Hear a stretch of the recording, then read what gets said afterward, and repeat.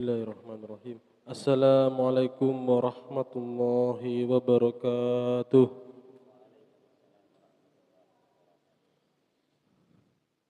Alhamdulillahirabbil alamin wa bihi nasta'inu ala umurid dunya waddin wassalatu wassalamu ala asrafil anbiya'i wal mursalin sayyidina wa maulana Muhammadin wa ala alihi wa sahbihi ajmain wala haula wala quwata illa billahil aliyil azim. Amma ba'du. Pertama-tama marilah kita panjatkan puja dan puji syukur kehadirat Allah Subhanahu wa taala karena atas limpahan rahmat dan hidayahnya kita semua dapat berkumpul kembali dalam kajian rutin malam Rabu di Masjid An-Nur ini dalam keadaan sehat walafiat dan juga semoga mendapat ridho dari Allah Subhanahu wa taala. Amin Allahumma amin. Yang kedua, salawat serta salam terimpakan kepada junjungan kita Nabi besar Muhammad sallallahu alaihi wasallam.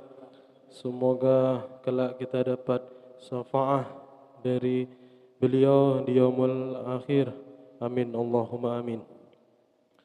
Baik, langsung saja untuk mempersingkat waktu, kita awali kajian malam ini dengan surah ala hadiniyatin salihah al-fatihah. A'udzubillahi minasyaitonir rajim. Bismillahirrahmanirrahim. Alhamdulillahirabbil alamin arrahmanirrahim maliki yaumiddin iyyaka na'budu wa iyyaka nasta'in ihdinas siratal mustaqim siratal ladzina an'amta 'alaihim ghairil maghdubi 'alaihim waladdallin amin. Baik, selanjutnya yaitu kajian yang dipimpin oleh Al-Ustadz Hasan Basri dari Sumberjo. Waktu dan tempat dipersilakan.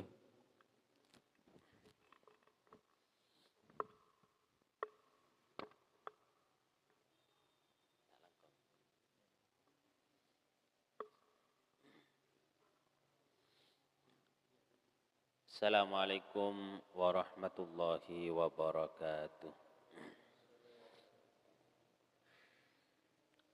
Bismillah, alhamdulillah. Wassalatu wassalamu ala rasulillah Sayyidina Muhammad ibn Abdillah wa ala alihi wa sahbihi wa man walah wa la hawla wa la quwata illa billah. Allahumma allimna ma yanfa'una wa anfa'na bima 'allamtana wa zidna ilma birahmatika ya arhamar rahimin. Qala al-musannifu rahimahullahu ta'ala wa nafa'na bihi wa bi'ulumihi wa ulumi sairil musannifina fid dharaini amin. Amma ba'du. Yang saya hormati, yang saya muliakan pengurus takmir Masjid An-Nur, juga seluruh jamaah kajian setiap malam Rabu. Mudah-mudahan ilmu yang kita dapat dari kajian ini menjadi ilmu yang bermanfaat, ilmu yang barokah, dan kita mendapatkan pahala dari Allah Subhanahu wa taala. Baik, kita melanjutkan kajian kitab Sulamut Taufiq, Safinatun Najah. Kita nyampe kepada pasal tentang furudul wudu, halaman 4. Bismillahirrahmanirrahim. Di sini dijelaskan oleh musannif, faslun, adapun ini ialah satu pasal. Jadi kitab ini memang disusun berpasal-pasal sesuai dengan pembahasan-pembahasan tersendiri. Pada pasal ini menjelaskan furudul wudu'i sittatun. Adapun fardunya wudu sittatun itu ada 6. Yang dimaksud dengan fardu ini adalah kewajiban pokok yang harus dilakukan di dalam wudu. Jadi kalau furudus shalah, kalau furudul wudu berarti kewajiban-kewajiban yang harus dilakukan di dalam wudu. Kalau ditinggalkan, maka wudunya tidak sah. Karena ini fardu. Yang namanya fardu adalah ketika dikerjakan kita mendapatkan pahala, dan jika ditinggalkan maka kita akan mendapatkan dosa. Praktek secara khusus di dalam wudu juga begitu. Kalau kita wudu meninggalkan salah satu rukun dari salah satu fardu kewajiban daripada wudu, maka wudunya kita tidak sah. Otomatis sholatnya juga tidak sah. Nah, makanya ini penting, harus dipahami. Fardunya wudu di sini ada sittatun, ada 6. 4 ini dijelaskan langsung oleh ayat Al-Quran. 2-nya itu dijelaskan oleh hadis. Ini penggabungan antara Al-Quran dengan hadis. 4 yang dijelaskan di dalam Al-Quran adalah, nanti akan disebutkan, ghuslul wajhi, membasuh wajah. Yang kedua, ghuslul yadaini, membasuh kedua tangan ma'al mirfaqain, sampai kepada kedua siku. Yang keempat adalah mashu syai'in minar ra'si, mengusap, bukan membasuh, mengusap sebagian daripada apa yang ada di kepala. Kemudian yang keempat dari yang disebutkan dalam Al-Quran adalah ghuslur rijlain, membasuh kedua kaki. 4-4-nya ini disebutkan di dalam ayat, di dalam surah Al-Baqarah oleh Allah Subhanahu wa taala, ya ayyuhalladzina amanu idza qumtum ilas salati faghsilu wujuhakum. Kalau kalian pengen mengerjakan sholat, basuhlah wajahmu, wa aydiyakum, dan kedua tanganmu, ilal marafiki, kepada siku yang ada, wamsahu biruusikum, dan juga usaplah kepala kalian, wa arjulakum, dan basuhlah kedua kaki kalian, ilal ka'bain, sampai kedua mata kaki. Ini 4 fardu nanti akan dijelaskan secara detail, disebutkan di dalam Al-Quran.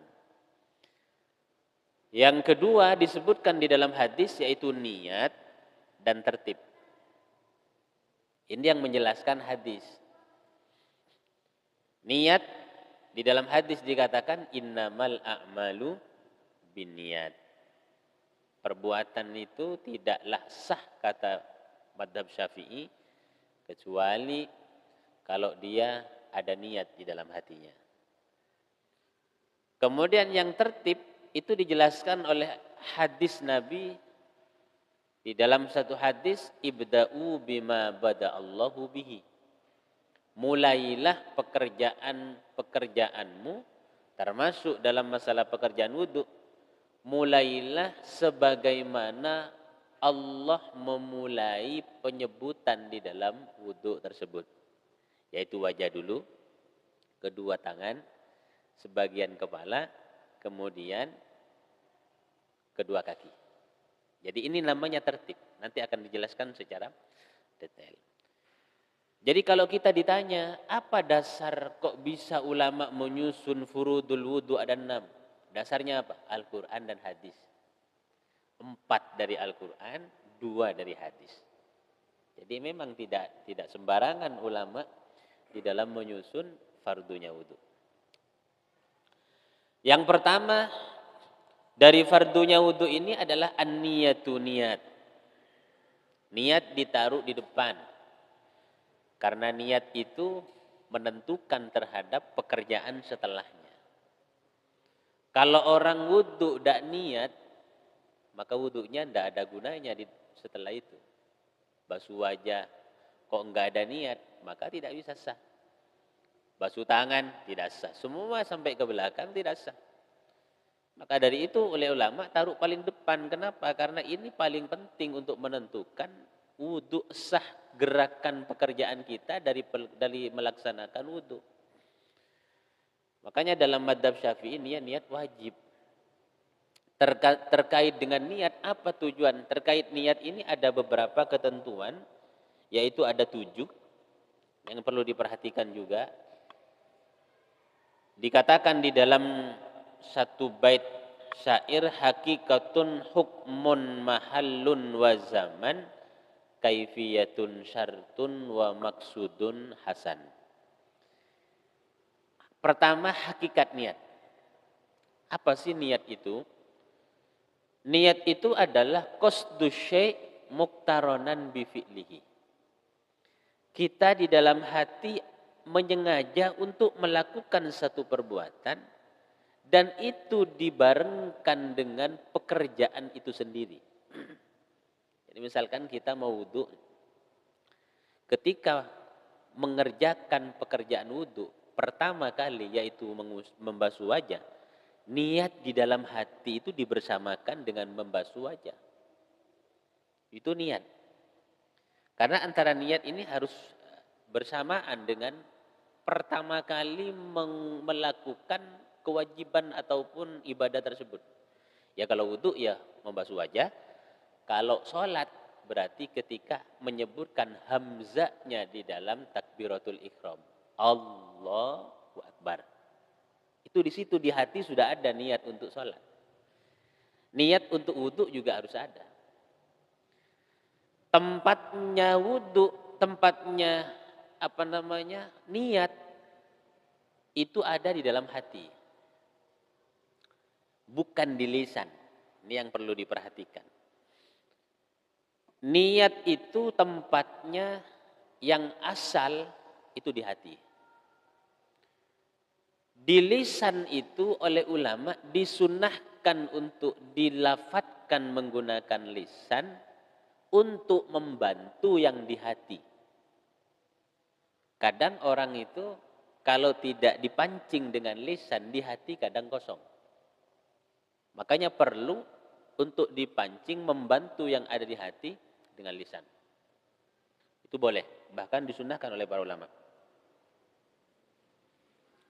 Kemudian kalau ada orang wudhu cuma niatnya di lisan saja, di hati kemudian tidak ada niat, maka ibadahnya tidak sah. Jadi perhatikan, ini niat luar biasa. Kadang kan di masyarakat itu hanya niat di lisan bersama-sama. Nawaitu shauma ghadin an adai. Kalau di puasa ya, biasanya yang sering berjamaah itu di puasa. An adai. Kok di hati tidak dihadirkan niat, maka puasanya tidak sah. Kenapa? Di tempatnya tidak ada. Jadi niat itu bukan pada tempatnya, bukan di tempatnya, yaitu hati. Kalau mahalluha al-qalbu, tempatnya niat di hati. Kalau umpama ada perbedaan, bisa jadi. Di lisan kalau kita misalkan, seperti sholat misalkan. Di lisan niat sholat duhur, di hati niat sholat asar. Dan memang waktunya pada saat itu asar. Maka mana yang dianggap, di lisan apa di hati? Di hati. Kenapa? Karena di tempatnya benar sesuai dengan waktunya. Walaupun di lisan itu beda. Sekarang kalau dibalik. Di waktu sholat asar, lisan itu niatnya sholat asar, tapi di hati sholat fardu, sholat duhur. Kira-kira sah apa tidak? Tidak sah. Kenapa? Di hatinya keliru, tidak sesuai dengan waktunya. Dia sekarang mau sholat asar, kok di hatinya sholat fardu, sholat duhur. Di lisannya benar sholat asar, maka yang dianggap itu di hati, berarti tidak sah. Itu penting niat. Itu tempat. Jadi hakikat niat tadi apa? Yaitu adalah membersamakan maksud di dalam hati itu dengan pekerjaan yang akan kita kerjakan dari ibadah. Tempatnya di hati. Itu yang kedua. Yang ketiga adalah hukumnya. Apa hukumnya niat? Hukumnya niat itu wajib. Kalau tidak niat, semua ibadah kita kosong dan itu tidak sah. Apa saja sudah ibadah kita. Sholat kalau enggak niat, sholatnya tidak sah. Puasa kita kalau tidak niat, puasanya tidak sah. Kemudian haji kita, umroh kita, kalau tidak niat, maka haji dan umroh kita tidak sah. Semuanya tidak sah. Kenapa? Karena niat itu bagi kita adalah wajib. Itu. Kemudian wazaman, mahallun wazaman. Waktunya kapan niat untuk dilakukan? Ketika mengerjakan awal dari pekerjaan ibadah tersebut. Seperti yang dikatakan tadi, kalau sholat berarti ketika mengucapkan hamzah daripada takbiratul ihram, kalau wudhu ketika membasuh wajah. Itu niat di situ sudah dilakukan. Kemudian tentang kaifiyah. Tata cara niat bagaimana?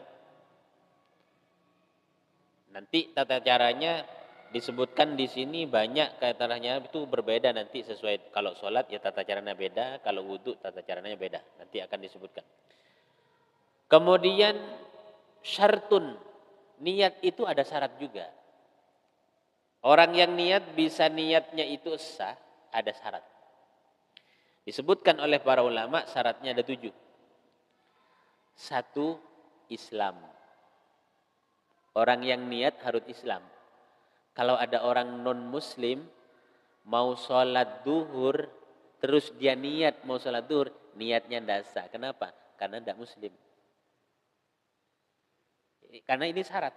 Untuk bisa melakukan niat dan niatnya dianggap, syaratnya harus 1, Islam. Yang kedua, tamyiz. Tamyiz ini seperti anak-anak yang sudah bisa membedakan antara baik dan buruk, kemudian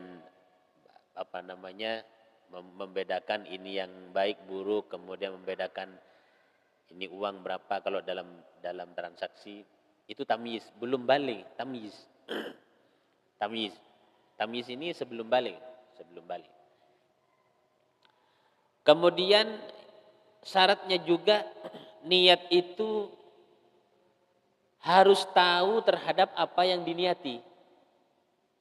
Yang mau diniati ini pekerjaannya apa? Apa wudhu? Apa sholat? Lalu kalau orang dia bingung, saya ini mau mengerjakan apa? Terus niat. Mau wudhu kok niatnya sholat. Berarti ini kan tidak tahu apa yang dia niati. Maka ini tidak sah. Berarti niatnya bingung dia, mamong dia.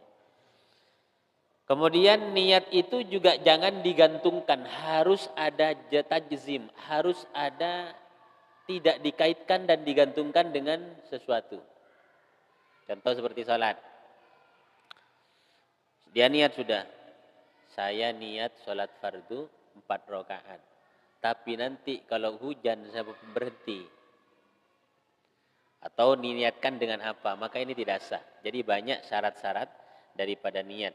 Yang penting adalah Islam, tahu kepada apa yang dia niati, dan niatnya tidak digantungkan dengan yang lain, dengan perkara apapun, dan juga tidak ragu-ragu di dalam niat. Ini saya, misalkan wudhu, saya punya wudhu, apa enggak? Berarti dia mau wudhu kan niatnya dia ragu-ragu dia. Nah, ini harus yakin, jazm, pasti bahwa dia memang sekarang sedang niat untuk wudhu. Dah. Itu soal kaifi syartun. Sekarang maksud. Tujuan. Apa tujuan niat kok bisa dijadikan satu kewajiban di dalam ibadah? Tujuannya ada 3. 1, niat itu diharuskan untuk membedakan antara ibadah dengan yang bukan ibadah dari kebiasaan. Contoh. Orang yang duduk di masjid nih, tadi sudah niat itikaf apa belum? Belum ya? Kalau yang belum bisa niat. Awaitul itikafa fi hadal masjid lillahi ta'ala. Kita nih duduk di masjid nih. Antara yang niat iktikaf dengan yang duduk biasa tidak niat iktikaf, apa bedanya? Enggak ada bedanya. Sama duduk-duduk. Cuma yang membedakan adalah niat. Kalau dia niat, duduk di masjid, dapat pahala. Dan itu ibadah. Tapi kalau sekedar duduk, kemudian tidak ada niat, maka ia hanya duduk biasa. Secara dohir tidak ada bedanya. Maka untuk membedakan antara ibadah dengan yang duduk biasa, niat di situ. Ini tujuannya, ini niat. Makanya kalau kita dari tadi cuma duduk, tidak niat, ya hanya duduk saja. Enggak ada niat, tidak ada pahala kita. Makanya eman-eman kalau sudah duduk di masjid, niat di dalam hati, iktikaf. Jadi duduknya kita ini dapat pahala. Mana yang membedakan ini semuanya duduk nih. Mana semuanya yang ibadah dan yang bukan ibadah. Enggak ada bedanya secara dohir. Tapi secara agama, yang niat pasti dapat pahala. Yang enggak niat, ya dia dapat pahala. Gitu. Nah, ini tujuannya niat. Makanya penting juga niat. Seperti mandi juga. Mandi besar, mandi junub, mandi janabah. Dengan mandi untuk membersihkan badan, apa bedanya? Menjamah turun atau loh. Jadi kepalanya keramas. Dengan mandi junub, dengan keramas, apa bedanya? Enggak ada bedanya. Semuanya sama-sama dibasahin. Pakai sampo, pakai sabun, semuanya sama. Cuma yang membedakan apa nanti? Niat. Kalau dia niat, maka dapat pahala. Kalau dia enggak niat, ya berarti cuma hanya mandi biasa. Nah itu, seperti mandi Jumat. Kan mandi sunnah kan? Ketika kita mau berangkat sholat Jumat, kita disunahkan mandi. Mandi pakai semuanya keramas. Apa bedanya bagi yang keramas mandi untuk ke Jumat dengan mandi yang bukan Jumat cuma sekedar untuk keramas? Tidak ada bedanya. Yang membedakan niat. Makanya di situ ada niat. Nawaitul ghusla liyaumil jum'ati lillahi ta'ala. Mandi. Pahala mandinya dia. Itu makanya penting niat. Yang kedua, tujuannya niat diberikan oleh para ulama diwajibkan adalah membedakan level ibadah antara wajib dengan sunnah. Coba kita sholat subuh dengan sholat tahiyatul masjid atau qobliyatus subuh, apa bedanya? Sama-sama 2 rakaat. Wah, ada bedanya apa? Satu kunut, satunya tidak ada kunut. Itu cuma sunat. Umpama sama-sama tidak kunut, kan tidak ada bedanya juga. Apa itu yang wajib, apa itu yang sunnah? Enggak ada bedanya. Sama-sama 2 rakaat. Yang membedakan nanti dia sholat subuh atau sholat qobliyah, apa? Niat. Makanya levelnya di situ yang akan dibedakan dengan niat itu tadi. Kalau dia niat subuh berarti jadi wajib. Kalau dia niat qobliyah atau subhi berarti dia jadi sunnah. Nah, ini pentingnya niat begitu. Kemudian yang kedua, yang ketiga. Yang ketiga apa tujuan niat? Untuk mendapatkan pahala. Sesuatu yang mubah, kemudian di situ ada niat, maka bisa mendapatkan pahala dari Allah. Contoh, kita tidur. Tidur itu kan sesuatu yang mubah. Tidak sunnah, tidak wajib, tidak haram. Dalam kondisi tertentu bisa jadi haram, bisa jadi wajib. Secara umum, tidur itu mubah. Mau tidur iya, tidak mau tidur juga tidak apa-apa. Tidur yang mubah tidak dapat pahala ketika kita mengerjakan. Apa bedanya tidur yang berpahala dengan tidur yang tidak berpahala? Niat. Jadi kalau dia niatnya tidur, saya ini niat tidur supaya nanti subuh bisa bangun untuk persiapan ibadah. Pahala dia tidurnya. Tapi kalau dia cuma sekedar tidur, ngantuk, ya tidur, langsung tidur. Tidak ada pahala. Nah ini tujuan niat oleh ulama, kenapa? Untuk meraih pahala dari Allah.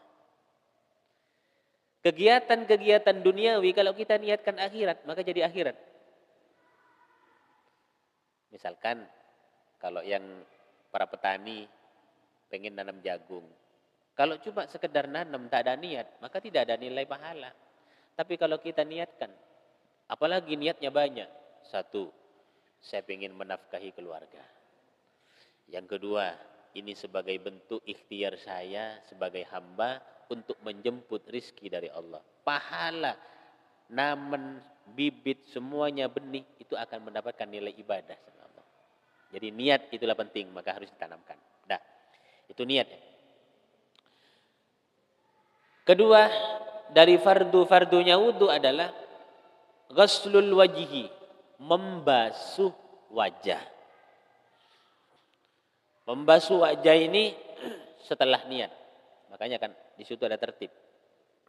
Mana wajah? Wajah itu diambil dari wajah ini, batas wajah ini dari tumbuhnya rambut ditarik pinggir ini kanan kiri sampai ke amit ini, sampai apa di telinga itu ada yang kecil-kecil ya di sini. Lah ini.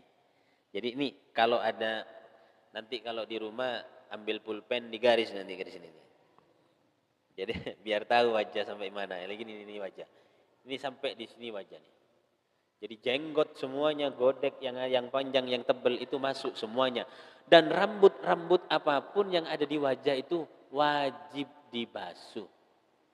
Kalau masih masuk ke zona wajah itu tadi, maka semuanya harus dibasuh apapun itu. Rambut. Kecuali nanti ada rambut yang tebal seperti jenggot yang tebal. Maka nanti kalau sekiranya tebal, maka nanti tidak wajib sampai ke dalam, cuma disunnahkan untuk dimasukkan ke dalam. Kalau tipis harus. Kalau tipis itu dan tebal ukurannya apa? Kalau kita duduk dengan orang tersebut, seperti Ustadz nih, kulitnya di bawah, di dalam rambut itu kelihatan berarti tipis. Kalau sampean ngelihat saya itu kulitnya kelihatan, itu berarti jenggot saya tipis. Harus masuk ke dalam airnya itu. Harus itu, karena tipis. Kalau nanti dilihat jenggot saya ini tidak kelihatan kulitnya, sampai digini tidak kelihatan, berarti tebal. Jadi itu ukuran tipis dan tebal. Dan yang melihat juga dengan pandangan yang standar. Ya tidak terlalu tajam, sampai dia tembus pandang, enggak. Juga tidak buta. Atau tidak minnya terlalu banyak. Kalau min kan tidak kelihatan loh yang tulisannya, tidak kelihatan, apalagi lihat kulit tidak bisa. Artinya pandangannya itu normal dan standar. Itu batasan tebal, semuanya harus dibasuh. Itu masuk bagian daripada wajah. Kalau ada yang tidak terbasuh, maka pembasuhan wajah tersebut tidak sah. Makanya hati-hati kalau wudhu, jangan terburu-buru. Karena kulit itu kadang menyesuaikan kepada cuaca. Kalau cuacanya itu cuaca panas, biasanya kulit itu kan kering. Disentuh cuma sedikit sentuhan air itu biasanya tidak langsung basah. Harus digosok. Kenapa? Karena faktor cuaca. Makanya kalau wudhu di musim dingin, panas, itu juga harus disunahkan untuk digosok. Kenapa? Karena air biar masuk ke kulit. Kemudian kalau jangan sampai di dalam wajah itu ada penghalang air yang menyampaikan air kepada kulit wajah. Jadi kalau pakai skincare, misalkan kalau untuk yang perempuan ini, itu dibersihkan dulu. Karena nanti air tidak akan masuk ke kulit. Atau pakai krim, lipstik juga begitu, di bibir itu kalau ada digosok. Pakai pembersih, digosok dulu. Supaya apa? Supaya air itu tidak terhalang. Hati-hati, ini kadang kan ada orang yang sayang kepada skincare-nya. Ya kan, soalnya kan harganya mahal. Ya udah, urusan itu jangan sampai menghalangi keabsahan ibadah kita. Itu ada belinya, ada harganya, masih ibadah kita tidak ada harganya nih. Ini paling berharga. Nah, itu masalah wajah. Kemudian ketiga adalah ghuslul yadaini ma'al mirfaqain. Membasuh kedua tangan beserta kedua siku. Siku ini masuk. Jadi misalkan ini kan, jadi di sini nih, ini siku.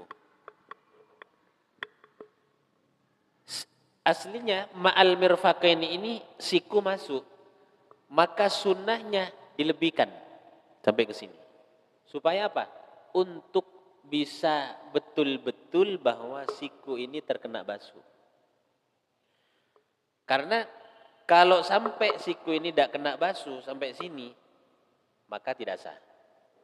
Maka sikut ini karena masuk ma'al mirfaqaini beserta kedua siku. Jadi dilebihkan. Semakin lebih ke sini semakin bagus. Sunnah untuk dilebihkan. Kenapa? Karena nanti di akhirat tempat yang tersentuh oleh air wudhu itu akan bercahaya. Bercahaya. Terus bagaimana kalau orang itu tidak ada sikunya? Ya, tapi tidak ada orang yang tidak ada sikunya. Mungkin ada enggak orang yang tidak ada siku? Tidak ada ya saja. Kalau memang ada bagaimana? Ya maka nanti dengan sekedar secara umum siku itu sampai di mana? Misalkan ini lurus, tidak bisa ditekuk ini, misalkan sampai ke sini. Jadi ukur sudah standarnya di mana tempatnya siku? Ya sampai di sini aja. Kita diukur dengan kadarnya. Kira-kira gitu. Kalau orang yang kemudian lengannya amit-amit, naudzubillah, ada orang yang lengannya potong, ya, sampai sini, sikunya tidak ada juga, apanya yang mau dibasuh? Sikunya sampai di sini potong. Maka kata ulama apa? Sesuatu yang kemudian tidak bisa dibasuh bukan berarti ditinggalkan, tetap bahwa membasuh sisa kadar daripada tangan tersebut. Ya, jadi kalau patahnya sampai di sini, berarti yang dibasuh ya sudah di sini, sekedar dari sisa itu tadi. Dah, ini permasalahan yang jarang sekali, kan? Ini kan tidak umum. Yang umum yang normal, yang biasa. Begitu juga dari kedua tangan ini siku dan yang ada di tangan ini semuanya harus dibasuh. Bulu-bulu tangan semuanya. Kalau orang Indonesia kan bulu tangannya kan tidak terlalu lebat. Itu kalau orang Arab itu kan biasanya panjang-panjang. Tapi tidak lebat, tapi jarang, artinya tipis, kelihatan kulitnya. Semuanya harus kena basuh. Harus kena basuh. Termasuk kuku, ini kuku kalau umpama ada hitam-hitamnya, ini juga masuk tangan soalnya. Kalau ada tangan ada hitam-hitamnya, entah itu debu atau apa, keringat, biang keringat, garuk-garuk, kemudian nempel, itu dibersihkan dulu. Kenapa? Karena nanti air tidak akan masuk, terhalang oleh kotoran tadi. Jadi harus dibersihkan dulu. Makanya jangan terlalu panjang kukunya. Kalau jangan memelihara kuku, takut ada orang yang melihara kuku terus tidak bersih orangnya, tidak memperhatikan kebersihan, kadang kukunya hitam-hitam. Banyak kotoran, pas kemudian wudhu terburu-buru, maka wudhunya tidak sah. Kenapa? Air tidak masuk. Makanya hati-hati, dicek dulu sebelum wudhu, cek dulu. Ada kotoran enggak ya? Kalau ada kotoran dibersihin dulu, kemudian wudhu. Ini penting untuk keabsahan wudhu. Dah. Kemudian yang keempat adalah mas'u syai'in minar ra's. Mengusap sebagian daripada kepala.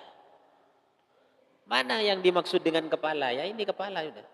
Dari rambut ini kan kepala sampai batas tumbuhnya rambut ini kepala. Ini kepala. Kata para ulama, ini kan bahasanya mengusap sebagian dari kepala. Walaupun hanya secuil itu cukup. Cuma kulit kepalanya dibasuh. Ambil di bagian dikasih gini. Cukup sudah. Atau rambut satu helai rambut diusap udah cukup. Asalkan rambut tersebut masuk di area kepala. Kalau sudah keluar di area kepala maka kemudian dibasuh sudah sah. Contoh seperti punyanya Mas ini kan panjang nih kan. Itu kalau dibiarkan kan panjang ada di sini kan. Terus mengusap kepala rambut yang ada di sini. Jadi ambil rambutnya diusap. Tapi udah ada di luar kepala, maka tidak sah. Kenapa? Rambutnya ini sudah keluar dari area kepala. Tapi kalau pendek seperti ini, mas-mas pendek, ada rambut diginiin, cuman di belakang yang dibasuh, umpama. Kayak punya saya ini kan tidak keluar dari kepala. Terus ambil air, mungkin kadung pakai minyak mahal umpama di sini bagian sini. Terus diambil diusap yang bagian sini aja. Cukup sudah. Yang penting tidak keluar dari kepala. Cuma yang afdal, yang sunnah, kalau bisa sampai diratakan sebagaimana pendapatnya Imam Malik, karena itu termasuk wajib untuk dibasuh, diusap semuanya. Kalau kita madhab Syafi'i, yang penting sebagian saja. Pokoknya namanya kepala, apapun yang diusap itu cukup. Kalau madhab Abu Hanifah itu harus rubu seperempat. Kan sulit mengukur seperempat kepala, ya harus pakai penggaris ini. Berapa?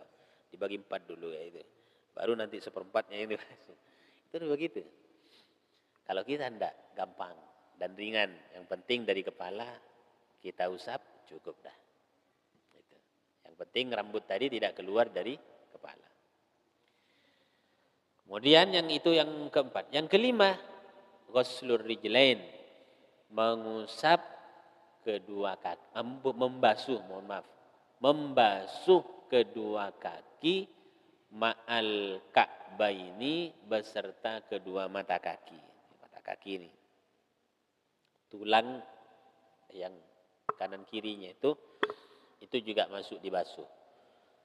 Karena itu untuk bisa betul-betul terbasuh, dilebihkan sedikit, agak tinggi sampai ke area betis, di bagian bawah betis. Itu lebih afdal, lebih sunnah, supaya betul-betul terbasuh yang namanya mata kaki. Permasalahan sama dengan tangan. Kalau tidak ada mata kaki, ya sudah dikira-kirakan. Kira-kirakan semacam. Itu masalah membasuh kedua kaki dan kedua mata kaki. Kemudian yang keenam adalah tertib. Tertib ini harus berurutan. Kalau berurutan ini berarti urutannya seperti tadi, niat, wajah, kemudian basuh wajah, kedua tangan, mengusap sebagian kepala, kemudian kedua kaki. Yang enam ya tertib itu masuk bagian daripada fardunya wudu. Sehingga kalau tidak ada tertib di dalam membasuh anggota wudu, maka wudunya tidak sah. Kenapa kok tidak sah? Karena rukun fardu yang dia lakukan setelah diloncat, maka itu tidak sah. Contoh, ada orang niat udah ya, habis itu membasuh wajah. Setelah membasuh wajah langsung mengusap kepala. Setelah mengusap kepala kedua tangan, maka mengusap kepala tadi itu tidak dianggap. Kenapa? Karena belum waktunya diusap. Tangan kemudian setelah dibasuh, maka tangannya sah. Nanti, jadi kalau urutannya ada orang, ini biasanya orang sepuh-sepuh banyak yang begitu, kurang paham tentang masalah urutan wudu. Kadang niat, wajah, habis wajah kepala, habis kepala tangan, habis tangan kaki, selesai. Maka bagaimana kewajiban dia? Maka kewajiban dia ngulang wudunya dari kepala. Kenapa kok dari kepala? Karena tangannya sudah terbasuh tadi sah. Setelah dari niat, pembasuhan kepala itu tidak sah. Kenapa? Karena itu bukan waktunya, belum waktunya. Karena waktunya setelah tangan. Karena dia diusap sebelum tangan, maka ini nggak dianggap. Mengusap tangan, tangannya sah, nanti diulang di kepalanya. Begitu terus. Jadi apapun yang bukan di tempatnya dilakukan, maka itu tidak dianggap. Akan dianggap setelah anggota berikutnya yang sesuai urutannya. Itu begitu. Karena harus tertib. Kalau tidak tertib akibatnya begitu. Ini tertib yang secara hakiki. Tertib yang secara hakiki. Jadi satu-satu sesuai urutan. Ada tertib secara perkiraan. Dan ini boleh. Contohnya seperti ada orang di sungai, airnya dalam, kemudian langsung nyemplung ke dalam sungai, niat di hatinya langsung mau wudu. Bagaimana wudunya? Jadi ada orang niat, langsung lompat, nawaitul wudu jumbur, rafil hadasil aswari lillahi ta'ala. Bagaimana hukum wudunya nih? Kata para ulama, as-sah. Kenapa? Karena tertibnya orang yang seperti itu perkiraan. Otomatis itu secara otomatis tertib dengan sendirinya secara perkiraan. Sah. baik itu diam sejenak atau tidak diam sejenak, menurut para ulama Syafi'iyah sah. Itu kalau wudhunya model orang-orang nyemplung. Tapi kalau kita di keran, ya tidak bisa, harus tertib satu-satu.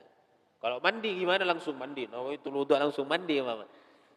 Ya tidak bisa karena kerannya tidak langsung mencakup kepada seluruh anggota tubuh, terlebih-lebih anggota wudhu. Kalau sungai tidak apa-apa. Tidak begitu.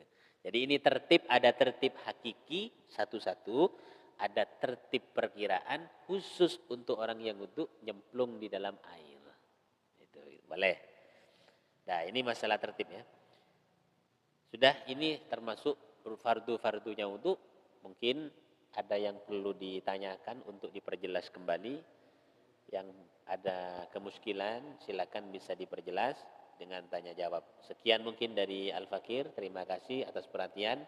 Mohon maaf atas kekurangan. Wassalamualaikum warahmatullahi wabarakatuh. Assalamualaikum. Bagi jamaah yang ingin bertanya, monggo.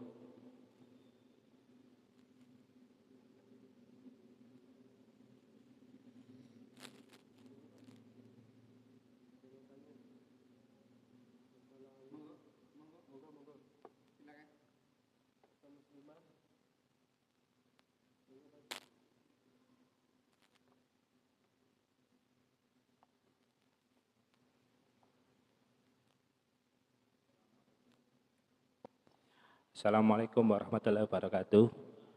Izin bertanya Kiai, kalau dalam hal wudhu yang membasuh sebanyak 3 kali, itu kalau yang dibahas tadi kan tidak ada. Nah itu berdasarkan hadis atau bagaimana? Atau hanya cukup 1 kali dibasuh, yang penting itu sudah rata, atau bagaimana yang afdolnya? Terima kasih. Assalamualaikum warahmatullahi wabarakatuh.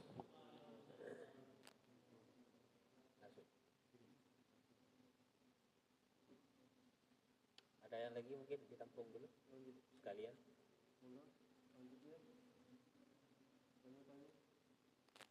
Ada yang mau ditanyakan? Anak-anak muda, silakan. Ayo. Ayo, harus bertanya biar jadi ilmu yang barokah. Assalamualaikum warahmatullahi wabarakatuh. Izin bertanya, untuk yang membasuh telinga itu hukumnya apa?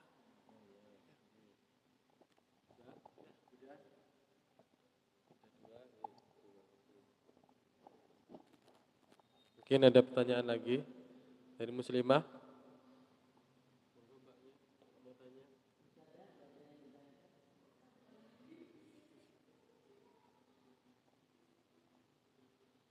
Nomor 2 apa tadi? Oh iya. Baik.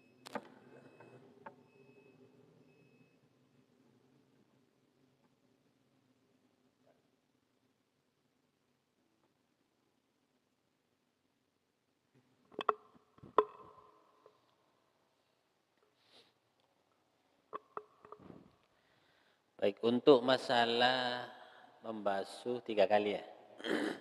Membasuh 3 kali. Itu apakah yang ditanyakan, apakah ada dasar hadisnya atau memang itu dari ulama?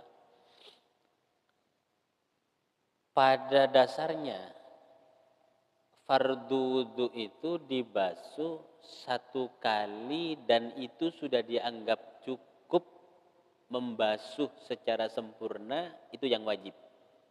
Jadi 1 kali basuhan yang cukup dan merata mengena kepada anggota wudu, itu yang wajib, yang fardu ini.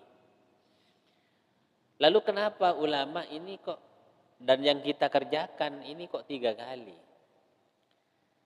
Karena 3 kali membasuh 3 kali itu hukumnya sudah sunnah. Setelah dari basuhan wajib. Jadi 3 kali dengan yang wajib. Jadi pertama basuh wajib, kemudian dibasuh nambah 2 menjadi 3. Kenapa kok begitu? Karena Nabi Shallallahu Alaihi Wasallam sendiri itu wudhunya salasan fil wudhu. Jadi Nabi itu wudhu tawaddo'a salasan. Nabi itu wudhu basuhnya 3 kali. 3 kali. Terus Nabi bersabda, hadza wudu'i wa wudu'ul anbiya min qabli. Ini model wudhunya saya dan nabi-nabi sebelum saya. Jadi dari situ ulama merumuskan taslits dalam bahasa Arabnya 3 kali basuhan itu sunnah. Karena ikut kepada Nabi. Tapi hitungannya tergantung basuhannya. Kalau basuhan pertama belum merata, kita kan kadang wudhu tidak langsung merata 1 kali basuh. Kedua kali juga tidak langsung merata. Baru ketiga kalinya ini langsung itu merata. Maka itu dianggap 1. Berarti yang fardu saja.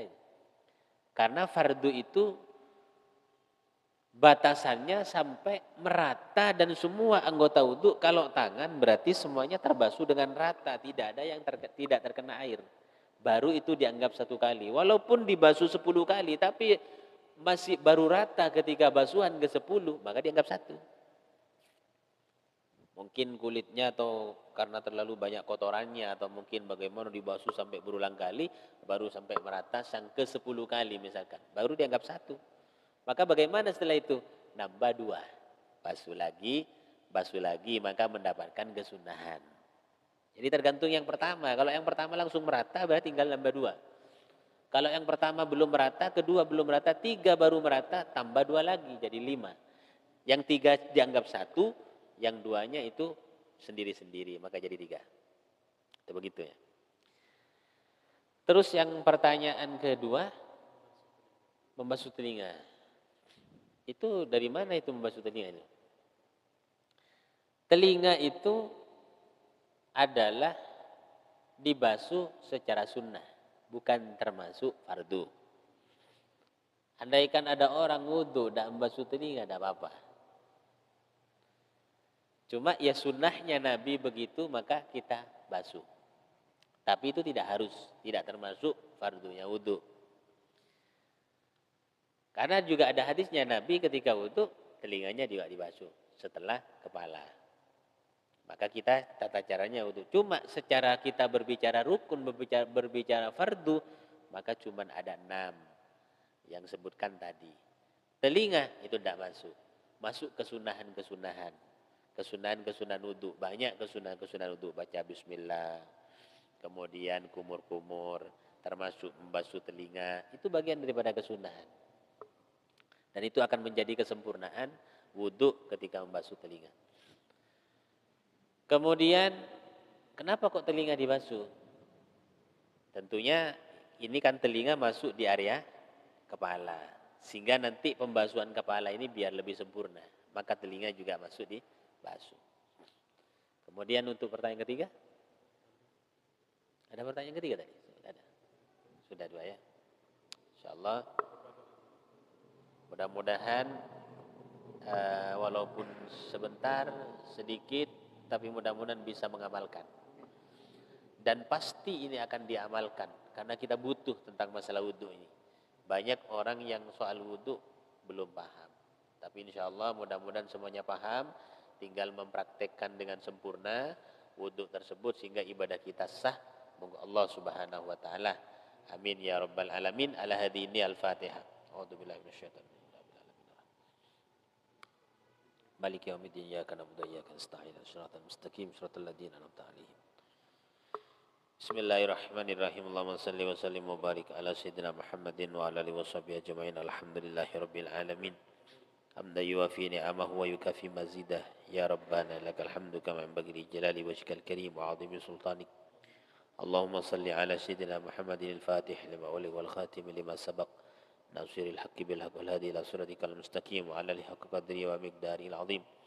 Allahumma ij'al jam'ana hadza jam'an marhuma wa tafarruqana min ba'dihi tafarruqan ma'suma wa la taj'al fina wa la minna wa la ma'ana syakiyan wa la mahruma wa la matruda برحمتك يا أرحم الراحمين اللهم ارزقنا علما نافعا ورزقا واسعا حلالا طيبا وعملا متقبلا اللهم إنا نعوذ بك من علم لا ينفع وقلب لا يخشع ودعاء لا يسمع وعمل لا يرفع اللهم اختم لنا بالإيمان واختم لنا بخاتمة السعادة وألحقنا بالصالحين برحمتك يا أرحم الراحمين وصلى الله على سيدنا محمد وعلى آله وصحبه وسلم والحمد لله رب العالمين بسر من أسرار الفاتحة أعوذ بالله من الشيطان الرجيم بسم الله الرحمن الرحيم الحمد لله رب العالمين الرحمن الرحيم مالك يوم الدين إياك نعبد وإياك نستعين اهدنا الصراط المستقيم صراط الذين أنعمت عليهم غير المغضوب عليهم ولا الضالين آمين.